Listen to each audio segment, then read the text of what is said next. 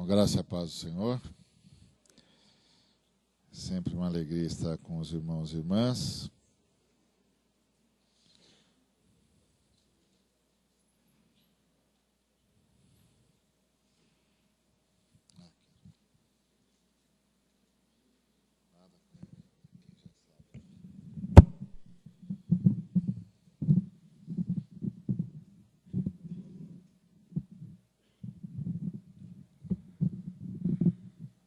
Obrigadão.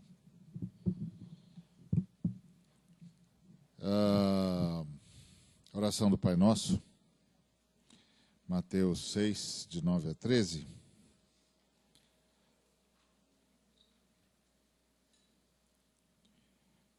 Vós orareis assim: Pai nosso que estás nos céus, santificado seja o vosso nome. Venha a nós o vosso reino.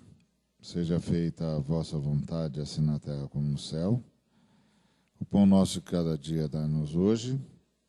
Perdoa-nos as nossas dívidas, perdoai-nos as nossas dívidas, assim como nós perdoamos aos nossos devedores. E não nos deixeis cair em tentação, mas livrai-nos do mal. Pois vosso é o reino, e o poder, e a glória para sempre. Amém. Bom, eu gostaria de chamar a atenção dos irmãos e irmãs para o fato de que, na forma protestante de ler esse texto, a palavra reino aparece 2 vezes. Aparece quando nós lemos: venha o teu reino, seja feita a tua vontade. E aparece quando nós lemos: pois teu é o reino, poder e a glória. E eu queria dizer para os irmãos que, propor aos irmãos que, embora elas sejam a mesma palavra, tem conotações diferentes, significados diferentes. Na frase venha a nós o vosso reino, o reino traz o conceito de reinado, porque o foco é seja feita a tua vontade. Então seria: venha sobre nós o vosso reinado. É um pedido para que o reinado da Trindade se estabeleça tanto na terra como no céu. É um pedido. É um pedido, que é muito interessante, que seja um pedido. Pressupõe o desejo voluntário de quem pede. Alguém está pedindo que o Deus triuno reine sobre ele. Na verdade, está pedindo em nome da comunidade, porque a oração do Pai Nosso é uma oração comunitária. Não é uma oração comunitária porque é repetida pela comunidade ou lida pela comunidade apenas, embora o possa ser, mas ela é uma oração comunitária porque eu só posso orar essa oração se eu me vejo em comunidade. Porque eu vou dizer Pai Nosso, Pão Nosso, Perdão Nosso. Então, eu estou deixando claro, enquanto oro, que eu me reconheço em comunidade, que eu me reconheço parte da comunidade, e que onde eu vou, a minha comunidade vai comigo. Portanto, mesmo que eu esteja sós no meu quarto, toda a comunidade está lá.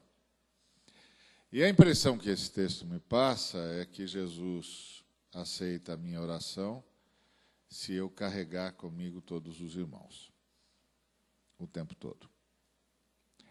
Então, venha a nós o vosso reino, traz um conceito de reinado, é um pedido para que a vontade de Deus se estabeleça na comunidade.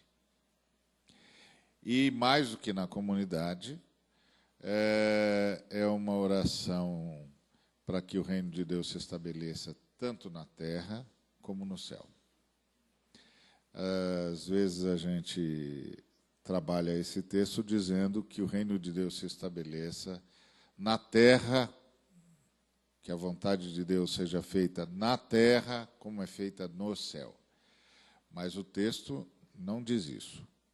O texto diz tanto na terra como no céu. Então o texto passa para nós a informação de que temos problemas em duas frentes, na terra e no céu.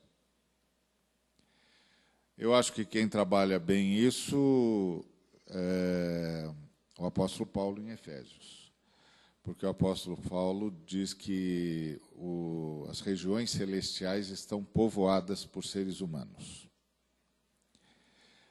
Seres humanos que estão em Cristo e por anjos, que estão também nas regiões celestiais. Porque quando ele fala lá em Efésios 6, ele diz que a nossa luta não é contra carne e sangue, mas contra principados e potestades nas regiões celestiais. Então ele está dizendo que nós temos duas batalhas. Uma batalha na terra e uma batalha nas regiões celestiais. Por exemplo, a Dora contou a história das irmãs que naquela comunidade carente, onde jovens eram jurados de morte semanalmente e assassinados semanalmente, e que elas resolveram orar. E que agora elas tinham o testemunho de que há 7 meses não tombava um jovem naquela comunidade. Quando elas entram para orar, elas estão na batalha nas regiões celestiais. O que elas estavam dizendo a Deus é que os seres caídos que atuam a partir das regiões celestiais estavam influenciando aquela comunidade de tal maneira que aquilo virou um mar de sangue. E aí elas entram em oração para deter esses seres nas regiões celestiais. A rigor, como a Dora salientou muito bem, elas não fizeram nenhum movimento aqui na Terra. Elas não entraram com abaixo-assinado, elas não fizeram um protesto, elas não exigiram a presença do Estado, nada disso. O fato delas não o terem feito não significa que não deviam ou não podiam tê-lo feito, ou que seja errado fazê-lo. Mas que elas resolveram lutar esta batalha, travar essa batalha nas dimensões celestiais. Poderiam tê-la travado nas duas dimensões. Que, aliás, eu acho que é a vocação da maioria dos nossos ministérios, ou deveria ser. Travar essa batalha nas duas dimensões.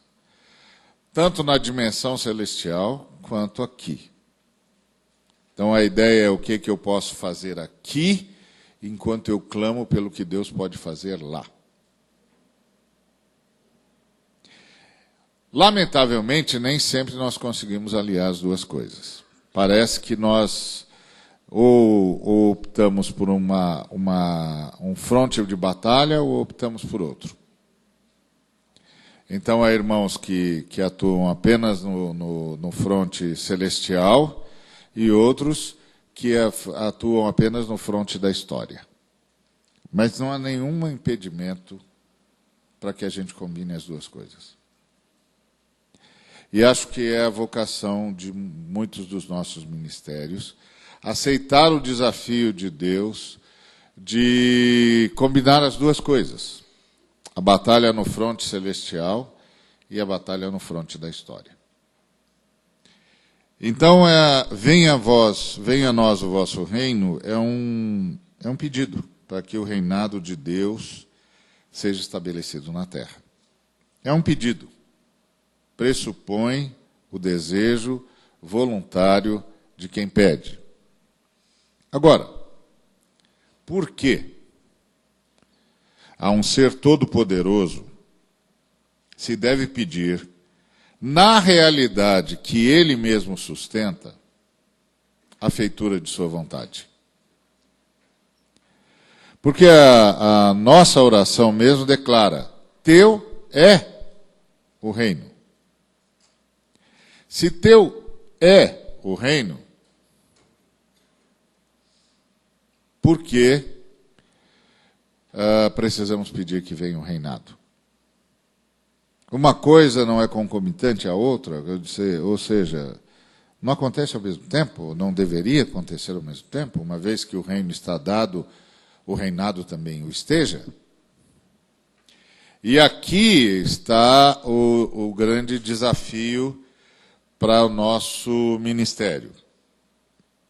Porque a um ser todo-poderoso se deve pedir, na realidade que ele mesmo sustenta, a feitura de sua vontade. Por quê? Porque o Deus, que por definição tudo pode,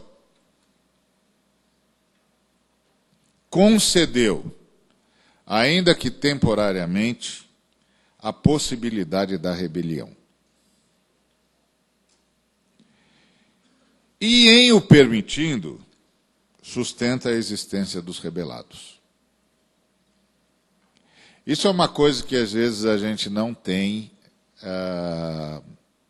que a gente tem dificuldade de tratar. Principalmente nós, obrigado, Betão, principalmente nós que estamos o tempo todo diante das mazelas humanas.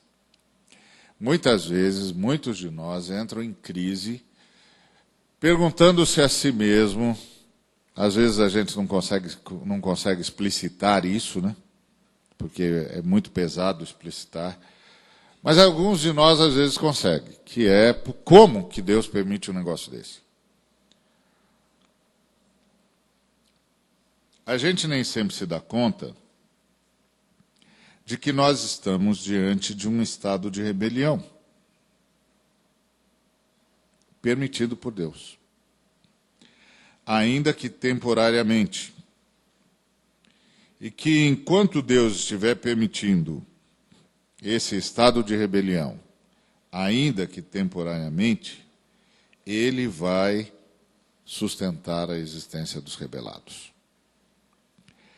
Segundo aos Coríntios, capítulo 5, versículo 19, diz assim: a saber, que Deus estava em Cristo, reconciliando consigo o mundo, não imputando aos homens as suas transgressões, e nos confiou a palavra da reconciliação. Se Deus está nos confiando a palavra da reconciliação, é porque ainda existe quem precise ser reconciliado. E se essa é a era da reconciliação, não importa o quanto eu me indigne, Deus há de se dirigir a qualquer ser humano como se dirigiu a mim, oferecendo a possibilidade do arrependimento e da reconciliação. Então eu posso eleger o nome que eu quiser eleger, cujo comportamento e prática eu ache abominável, em qualquer das esferas da atuação humana. E eu posso clamar a Deus a respeito daquele ser humano, seja ele quem for, esteja ele atuando na dimensão que estiver. A resposta que eu obterei de Deus ao meu clamor é: esta é a era da reconciliação.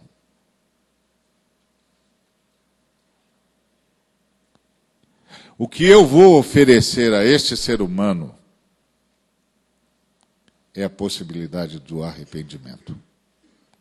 Porque esta é a era da reconciliação.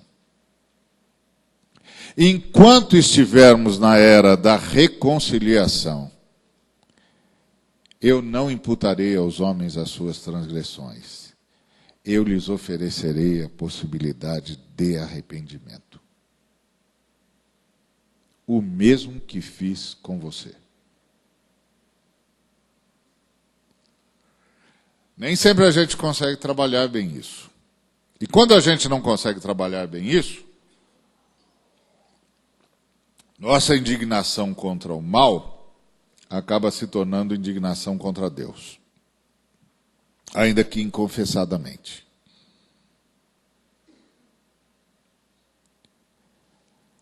Porque nós não nos damos conta de que o que estamos desejando, na verdade, é apressar o tempo. É convocar antes do tempo o juízo de Deus. Mas agora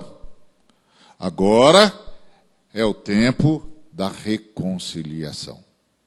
Por isso, nós temos uma oração.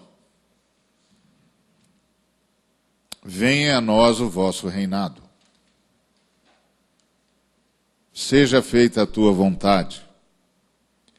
Muitas vezes, quando nós fazemos essa oração, nós parece que somos tomados pela percepção de que rogar a Deus que seja feita a vontade dele significa dar a Deus a opção totalitária. Imponha-se Deus. O que a gente não está se dando conta é que a nossa oração é justamente a oração que diz: Deus, continue a nos oferecer a oportunidade de arrependimento, para que seja feita a tua vontade. Na história. Se a gente não sabe trabalhar isso, o mal nos exaure. Os seres humanos movidos pela malignidade roubam-nos a paz.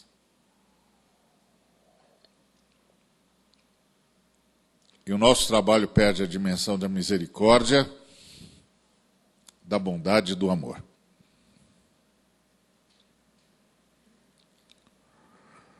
E nós somos traídos pelo sentimento que nós queremos ver debelado na humanidade, que é o sentimento de vingança, que é o sentimento de apropriação indébita, que é o sentimento de plenipotencialidade, que é o sentimento do arbítrio irresponsável, que condenamos naqueles que estão movidos por um quê de malignidade. Então, o Deus que, por definição, tudo pode, concedeu temporariamente a possibilidade da rebelião. E, em o tendo permitido, sustenta a existência dos rebelados. E será assim até que venha o juízo. O Deus de toda a criação possui todo o poder, mas não é possuído pelo poder. Daí cede espaço para a existência de consciências arbitrárias. Não é possuído pelo poder e não se define a partir do poder. Eu gosto muito dessa autodefinição de Deus através do seu apóstolo, quando o apóstolo diz que o amor é de Deus, que todo que é nascido, todo que ama é nascido de Deus, porque Deus é amor. E eu gosto muito quando o apóstolo define ou apresenta-nos a autodefinição de Deus como amor e não como poder. Porque o poder não pode ser contestado. Não pode ser. Quando há um regime de exceção, e o Estado é tomado por forças totalitárias, a primeira coisa que você perde são os direitos civis.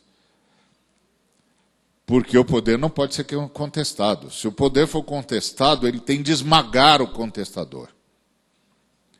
Para inibir qualquer rebelião ou qualquer possibilidade de rebelião. Por exemplo, se um pai se apresenta na sua casa como o poder, o filho está perdido, porque quando o filho desobedecer, ele tem de ser implacável. Porque o poder não pode abrir exceções, não pode conceder espaço, senão não é mais poder. Agora, o amor não. O amor, se aceito, ama. O amor, se contestado, ama. O amor, se seguido, ama. O amor, se desprezado, ama. O amor ama. Simples e profundo. O amor não pode ser conspurcado, porque ele ama. Ele nunca vai ser manchado pelo ódio, ele ama. Ele nunca vai ser manchado pelo desejo de vingança, porque ele ama. Ele nunca vai ser conspurcado pelo desejo de revanche, ele ama. E ele nunca vai se sentir menosprezado, abandonado, ofendido, ele ama. O amor ama. E nada pode mudar esse ritmo, esse movimento do amor. Então é isso que Deus está nos dizendo. Que ele não é possuído pelo poder.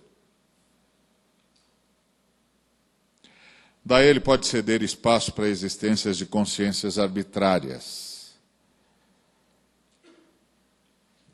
E ponto. O que quer dizer que o Deus decidiu que preferencialmente reinaria sobre os que desejassem estar sob o seu reinado? E ele está estendendo essa possibilidade para ele, num ínfimo de tempo. Para nós, há muito tempo. Há muito tempo ele vem estendendo aos seres humanos a possibilidade de chamar pelo reinado dele. Então, nesse tempo que chamamos de hoje, o Deus do universo está a recrutar os que querem sobre si o reinado da Trindade.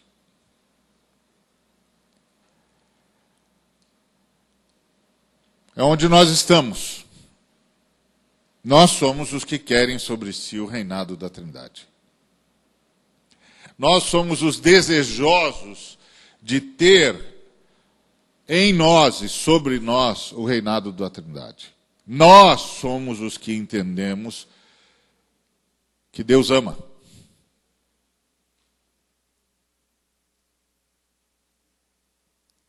E que nós devemos voltar.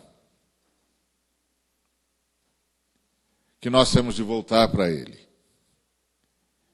E agora nós somos os agentes de Deus para avisar a todos os homens desse amor, para convidar todos os homens a voltarem para esse amor e para demonstrarmos a todos os homens, a todos os seres humanos, homens, mulheres, crianças, jovens, adultos, esse amor. Para que os homens percebam o que é que estão desprezando. O que é que não estão tratando com a relevância merecida. e possa haver arrependimento. Então, esse é o nosso papel. Isso significa que os que voltaram do estado de rebelião, que é o nosso caso, para o estado de adoração, que é a maneira adequada de relacionar-se com Deus do universo, tornaram-se parceiros de Deus no suporte ao estado de rebelião. Porque Deus está suportando esse estado.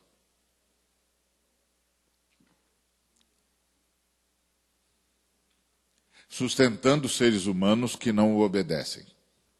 Sustentando seres que não ouvem a sua voz e não a e se a ouvem, não a praticam. E nem querem, não estão preocupados com isso. E Deus continua dando testemunho da sua presença, como disse o apóstolo Paulo em Atos, no capítulo 14, versículo 17.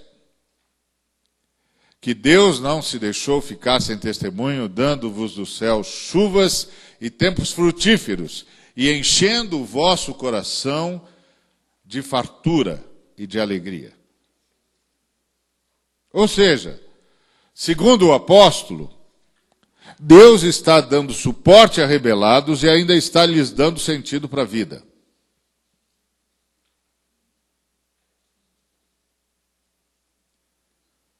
Impressionante isso. Não é o que eu chamaria de bom marketing.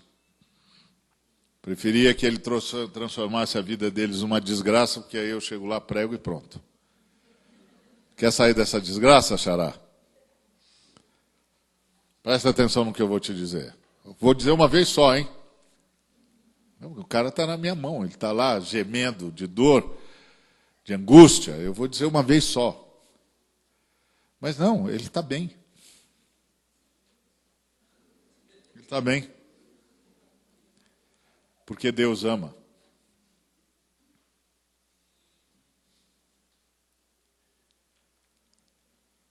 Deus o abençoa sem esperar que ele reconheça que foi abençoado.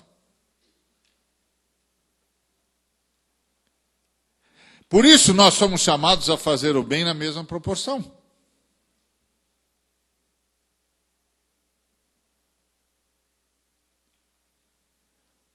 Esses dias eu estava conversando com um irmão muito joia, que faz um trabalho assistencialista. Faz com o melhor coração possível, mas é um trabalho meramente assistencialista.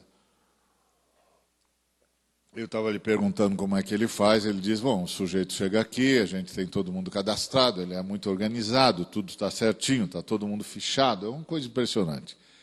E o sujeito vem aqui, assiste ao culto e leva a cesta dele. Falei, e se ele não assistir o culto? Se ele não participar, se ele não vier, não vai, não leva. Aí eu disse, como? Chegou atrasado, chegou na hora do amém, quebrou o ônibus, teve um probleminha na rua, acabou, cheguei, mas tinha acabado. E aí? Não.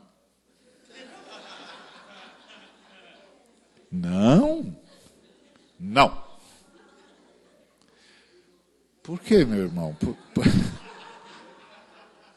Por que ele não leva a cesta, tadinho? Quebrou o ônibus.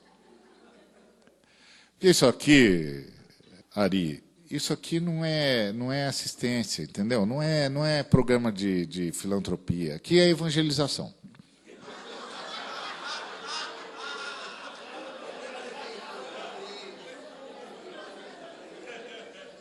E eu falei, não diga. Sério? Isto é evangelização? Ele falou, eu sei que você não concorda comigo. Mas você está errado. Isso aqui é evangelização. Se ele não quer ouvir de Cristo, não leva a comida de Cristo.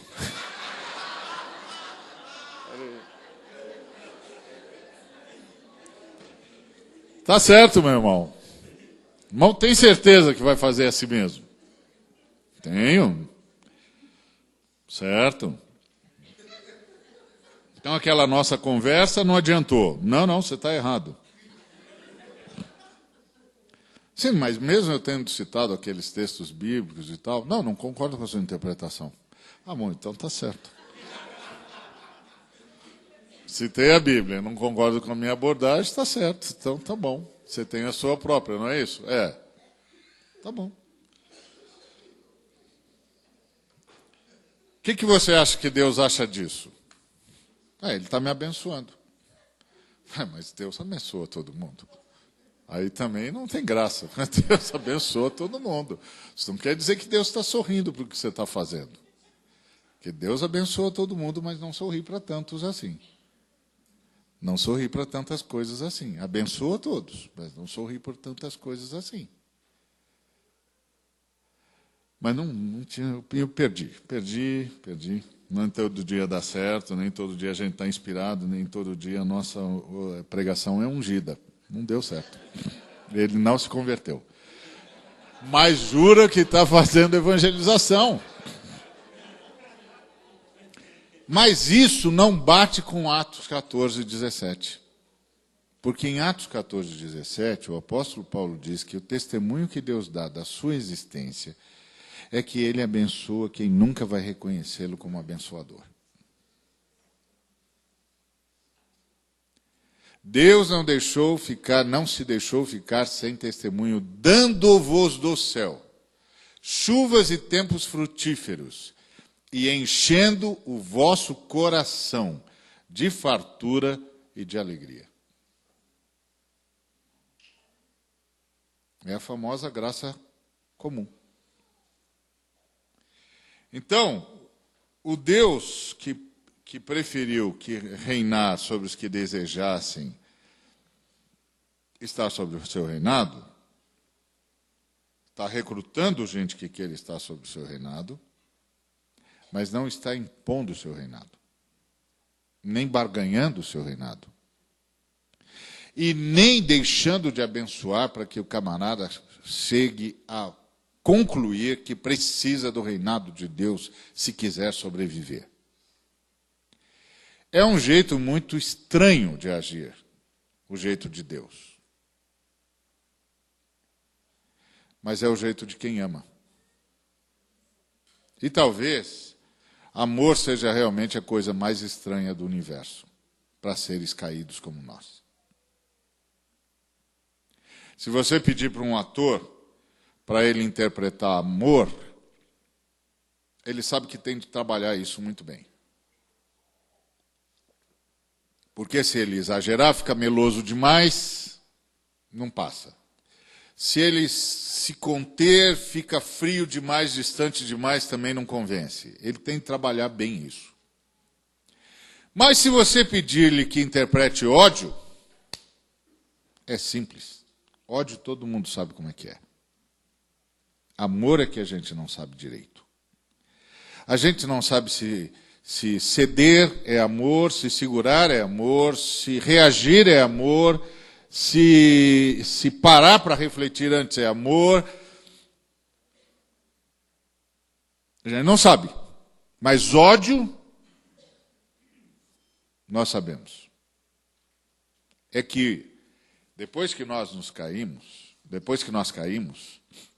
e nós nos caímos mesmo, porque fomos nós que fizemos, que nos precipitamos ladeira abaixo, a maldade, que devia ser uma antítese, passou a ser a tese dentro de nós. E a bondade, que devia ser a tese, passou a ser a antítese. Inclusive, na nossa fala sobre Deus, nós dizemos, na verdade, o que Deus não é. Porque nós não sabemos exatamente dizer o que Deus é. Então, a gente diz que Deus não tem fim. Deus não foi criado. Deus A gente não sabe dizer a gente sabe, não, ele não é isso.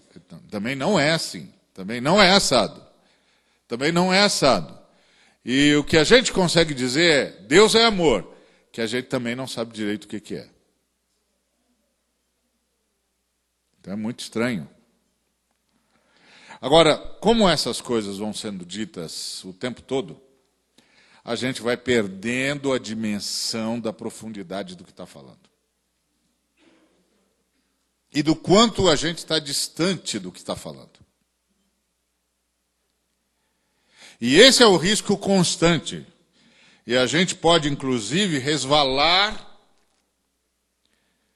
para um movimento muito mais ideológico do que um movimento de fé e de adoração. Porque o movimento de adoração é complexo. Porque é esse movimento do amor que a gente não entende direito. Então, fomos chamados como cúmplice. Por isso, nesse chamamento, à primeira vista, nessa fase da história, não há boas notícias para os que fizeram a opção de voltar para o estado de adoração. Porque o Novo Testamento começa com o Deus sendo expulso do templo e termina com Jesus fora da igreja. Nós não estamos numa época boa. No início do relato da Nova Aliança, o João Batista apareceu dizendo que ele era a voz daquele que clamava no deserto. Ele não disse, eu sou a voz que clama no deserto. Ele disse, eu sou a voz daquele que clama no deserto. Quem está clamando no deserto? Deus. E o que Deus está fazendo no deserto? Deus não deveria estar no templo, mas Deus não estava no templo. O Lucas denuncia isso lá no capítulo 3, do versículo 1 até o versículo 3, quando ele nos conta a folha de pagamento de Tibério César. Ele diz que o Tibério César tinha uma folha de pagamento, que na folha de pagamento do Tibério César estava o Pôncio Pilatos, estava o Lisânias, estava o Herodes, estava o Filipe e estavam os sumos sacerdotes Anás e Caifás. Quando João cita os sumos sacerdotes Anás e Caifás em Lucas 3, ele está dizendo que tem um absurdo aqui, não pode ter dois sumos sacerdotes. É uma contradição de termos. Sumo sacerdote é o que se pode ter. Dois sumos sacerdotes é impossível. Só tem o sumo sacerdote. Então, o Lucas, de forma brilhante, está fazendo uma denúncia. Qual é a denúncia que ele está fazendo? Quem esclarece é o Flávio Josefo. Flávio Josefo disse que os romanos descobriram que o único jeito de controlar os judeus, mais ou menos, era controlar o sumo sacerdote, fizeram um acordo com o Anás. O Anás se tornou o primeiro sumo sacerdote dessa fase, ficou 15 anos, um cara chamado Vitério derrubou ele, aí ele tinha 5 filhos, cada um dos 5 filhos foi sumo sacerdote, e no final ele tinha um genro, Caifás, e o Caifás foi sumo sacerdote. E ele ficou o tempo todo como eminência parda, controlando o negócio. Por isso, Lucas disse, sendo sumos sacerdotes, Anás e Caifás. E João? Não, João é que devia ter sido o sumo sacerdote. E João era filho de Zacarias, logo era sacerdote. E João era filho de Isabel. E o versículo 5 do capítulo 1 de Lucas diz que Isabel era das filhas de Arão. Então, para o sujeito ser sumo sacerdote, não basta ser da família da tribo de Levi, ele tem de ser da família de Arão. Quem era da família de Arão era João. Então, se tudo estivesse bem em Israel, João seria o sumo sacerdote. Mas não estava bem. O templo agora estava na mão dos romanos. Então Deus foi para o deserto e levou o sumo sacerdote com ele para o deserto. E aí o sumo sacerdote dele, com 30 anos de idade, aparece no deserto, sem nunca ter cortado o cabelo, nunca ter feito a barba. Imagina a cena. Sujeito que nunca cortou o cabelo e nunca fez a barba. 30 anos. Aparece no deserto, vociferando, e ele é o sumo sacerdote. Então ele não pode vestir roupas comuns, ele tem de vestir as roupas talares, mas as roupas talares estão com os romanos. Então Deus dá um jeito e ele passa a vestir pele de camelo. E ele não pode comer comidas comuns, ele tem de comer as comidas sagradas, mas quem está comendo as comidas sagradas são os romanos, os lacaios dos romanos. Então ele come gafanhoto e mel silvestre. Ele tem que comer comida em comum. E aí ele anuncia o Cordeiro de Deus que tira o pecado do mundo. Deus estava fora do templo. Deus estava no deserto.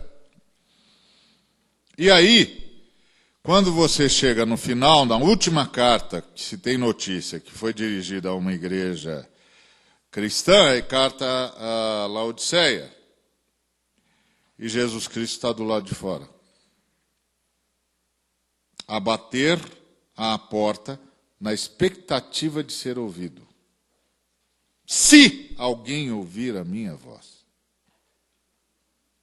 e em ouvindo, abrir a porta, tem dois movimentos aqui. Se ouvir a minha voz, e se ouvindo, abrir a porta, eu entrarei.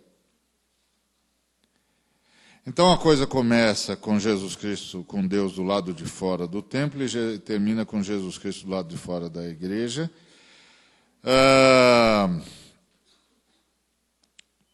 Que é um negócio complicadíssimo, não é? Os irmãos aí que são teólogos, imaginam o nível de complicação que é isso. Que é, se Jesus está batendo a porta, está do lado de fora da igreja, está onde? Que outro lugar que Jesus tem? E se ele está dizendo que quem vencer, ele dará a ele o privilégio de assentar-se ao trono com ele, de onde Jesus está reinando, que não é da igreja? Complicado, né? O que será que nós fizemos com Jesus? E com quem é que Jesus está contando, gente? Da onde ele está batendo a porta? Ele está onde? Ele está em que lugar? Não sei. Quem é idôneo para responder essas perguntas? Não sei. Talvez ele tenha uns agentes secretos como tinha lá no tempo da história. Não é? Ele não tem 2 grupos de agentes secretos, Jesus lá? O primeiro do jumentinho. Ele deu uma senha para os meninos. Ele falou assim, vocês vão encontrar um jumentinho que nunca foi montado, etc, etc. Está amarrado lá, vocês vão se aproximar e os caras vão me fazer uma pergunta. Quando eles fizeram uma pergunta, por que vocês estão mexendo no jumentinho? Vocês vão dizer, o Senhor precisa dele. Contra-senha. Senha contra senha. Não é? Coisa de agente secreto, né, meu? Opa! Aí eles vão liberar o jumentinho e vocês trazem. E na ceia a mesma coisa. Vocês vão encontrar um sujeito, ele vai estar carregando um cântaro. Opa, um homem carregando o cântaro, quem carrega o cântaro são as mulheres. Pois é, ele vai estar carregando um cântaro. Então, atenção, hein? Presta atenção, movimento inusitado, sujeito carregando o cântaro. Percebeu? Quando ele chegar num determinado lugar, ele vai pôr o cântaro no chão. Quando ele puser o cântaro no chão, vocês se aproximam, ele vai pegar o cântaro de novo, vocês perguntam, o quê? Nada, vocês não perguntam nada. Ele vai pegar o cântaro e vai sair. Vocês vão seguindo o cara. Aí ele vai chegar num lugar. Quando ele chegar naquele lugar, alguém vai vir até onde vocês estão e vocês vão fazer a seguinte pergunta. Onde está o lugar onde o Senhor vai passar a ceia? E o camarada vai dizer para você onde é, e vocês preparem tudo, que nós vamos passar a ceia lá. Quem são esses caras? E na rua direita também, tem um detalhe da rua. Entendeu? Quem são esses caras? Não é? Quem são esses caras? Onde Jesus achou essa gente que os discípulos não conhecem? Será que ele conta com mais gente do que a gente imagina? Sei não. Eu sei que ele está do lado de fora e eu não sei o que há do lado de fora. Porque eu sou um cara do lado de dentro, eu não sei o que há do lado de fora. E que quando Jesus está do lado de fora, eu não tenho a menor ideia de onde é que ele está. E aí? Aí, submeter-se ao reinado de Deus é viver nesse estado entre uma expulsão e outra. A expulsão de Deus do templo e a expulsão de Jesus da igreja.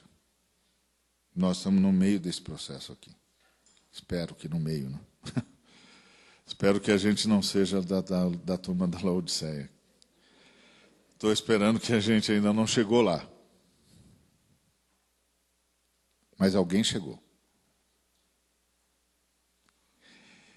E então isso significa que pedir o reinado do Pai é submeter-se ao doloroso trabalho de lutar por uma causa ao lado de Deus. De ser cúmplice de Deus num estado de desconforto. Porque se é de desconforto para Deus, por que não o seria para mim? Significa passar por um trabalho doloroso de transformação. Significa passar pelo sofrimento resultante do estado de rebelião que se manifesta na história e nos enfrentamentos espirituais, políticos, econômicos, sociais.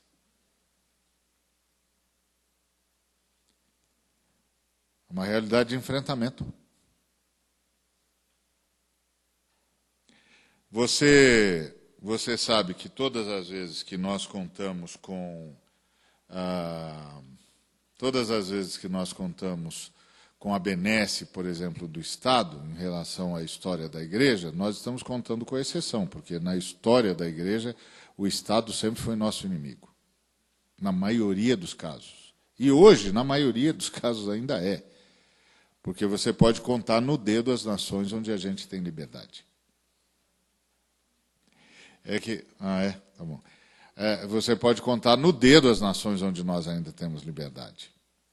É que como nós estamos do lado livre, nós achamos que isso é a normalidade, mas isso não é a normalidade. Nós estamos vivendo na exceção. Então, é passar por esse enfrentamento constante. Submeter-se ao reinado do Pai também é perseverar frente ao engano dos falsos profetas. E tem falsos profetas de tudo quanto é jeito. Tem falso profeta que diz que você pode determinar coisas para Deus, por exemplo. Mas tem falso profeta que diz que salvação é uma coisa íntima, que não tem nada a ver com o envolvimento histórico, com o envolvimento social, com o envolvimento com o sofrimento do homem. Que se eu chegar numa comunidade carente, atravessar, passar na frente de uma criança brincando num esgoto aberto, bater no arremedo de uma porta, de um arremedo de uma casa, e sair uma senhora marcada pela vida, eu vou dizer para ela o seguinte: minha senhora, eu lhe trago boas notícias, mas as minhas boas notícias tiram-na do inferno, mas não tiram o inferno nem da vida dela, nem do filho dela. E há alguns irmãos que dizem: você pregou o Evangelho. Tem falso profeta de todo tipo.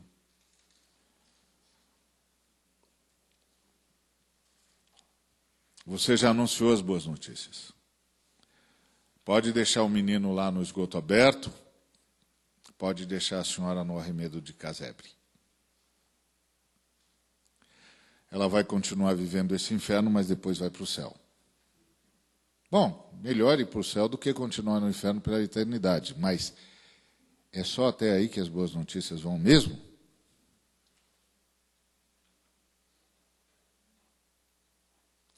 Então, submeter-se ao reinado do Pai é perseverar frente ao engano dos falsos profetas, discernindo os seus desvios e perseverar diante do esfriamento do amor em quase todos dos que se definiam como seguidores do Cordeiro. Só que a gente pensa que o esfriamento do amor daqueles que se definiam seguidores do Cordeiro é esfriamento do amor para com Jesus. Mas não é verdade. Porque a palavra Jesus vai continuar sendo pronunciada. Só que o Jesus que essa palavra denomina é um ídolo. Mas ele vai continuar sendo pronunciado.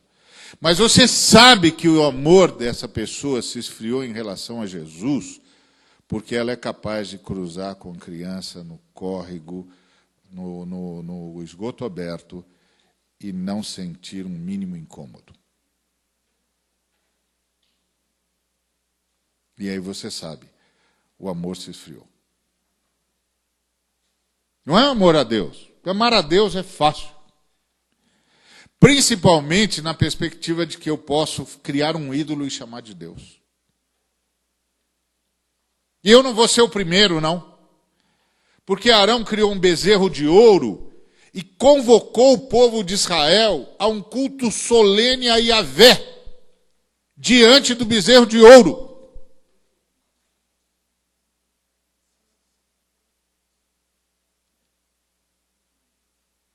Eu não vou ser o primeiro se eu fizer isso. Já fui antecedido, e muito bem antecedido, por um montão de cara bom. Então o amor se esfriar de muitos não quer dizer, tá vendo, ele não ama mais Jesus, não vem mais no culto, não participa mais das ações da igreja. Tá... Não, isso não é tão fácil assim, não. Não, ele vai continuar dizendo Jesus um tempão, é fácil dizer Jesus. Mas não mais verá Jesus no outro, não mais verá Jesus no próximo, não mais verá Jesus na criança. Não há mais amor ali. Então, discernindo os seus desvios diante do esfriamento do amor de quase todos os que se definiam como seguidores do Cordeiro. É lembrar que o Israel no Novo Testamento tinha uma missão na história para o bem da humanidade. E o Israel no Novo Testamento tem uma missão na humanidade para o bem da história. São coisas diferentes. O papel de Israel no Antigo Testamento era trazer a criança prometida no jardim para a história.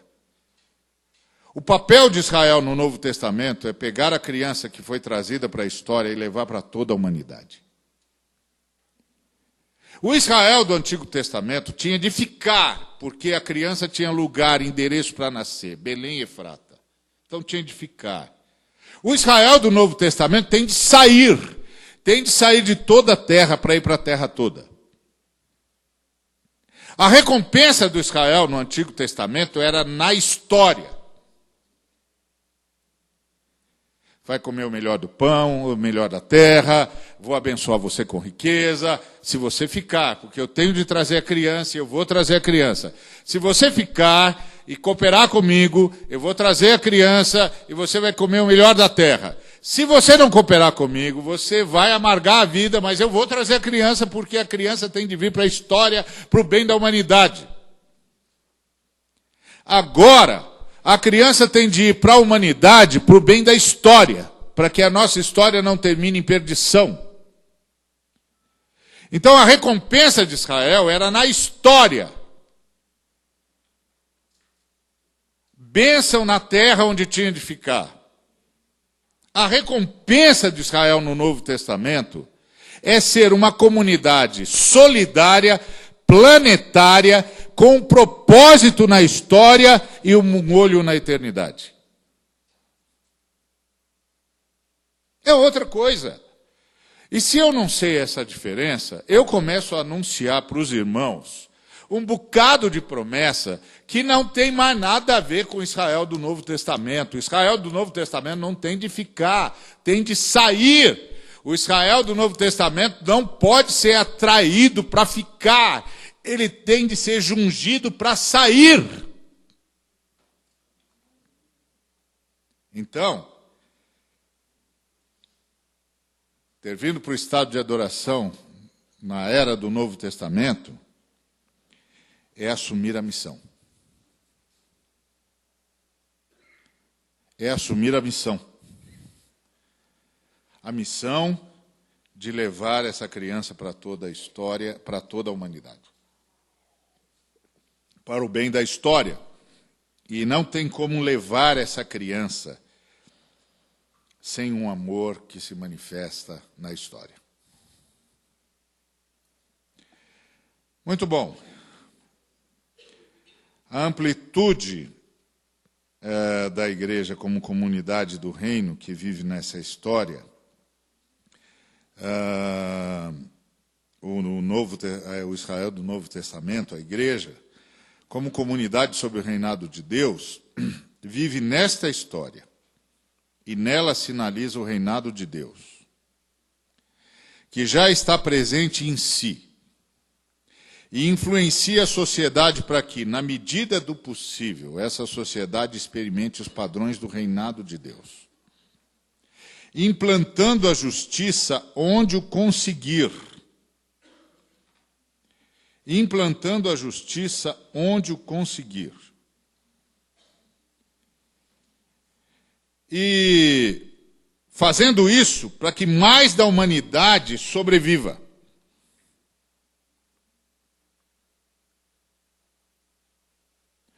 Pelo debelamento da pobreza e de toda sorte de opressão do homem pelo homem.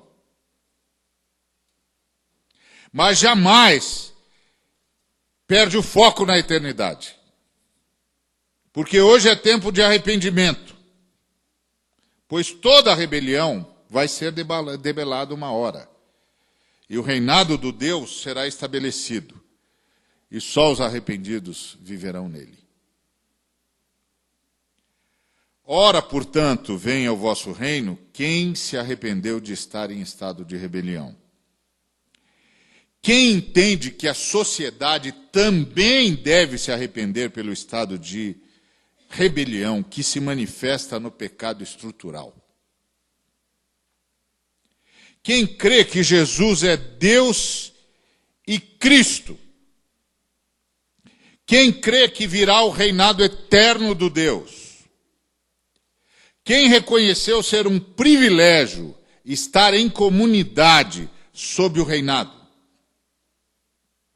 Quem reconhece que só há comunidade onde há justiça, a começar pela comunidade que se diz comunidade do reino. Não pode haver na comunidade do reino gente nadando em riqueza enquanto outros chafurdam na miséria. Ora, venha o vosso reinado, quem sabe que só pela eficácia do sacrifício do Deus Filho, manifesto na cruz e na sua ressurreição, é possível participar deste reinado. E quem entende que a dor da cruz é pequena frente à vida abundante da ressurreição? Que, boa notícia, já é possível desfrutar desde agora, como indivíduo e como sociedade. Que Deus nos abençoe.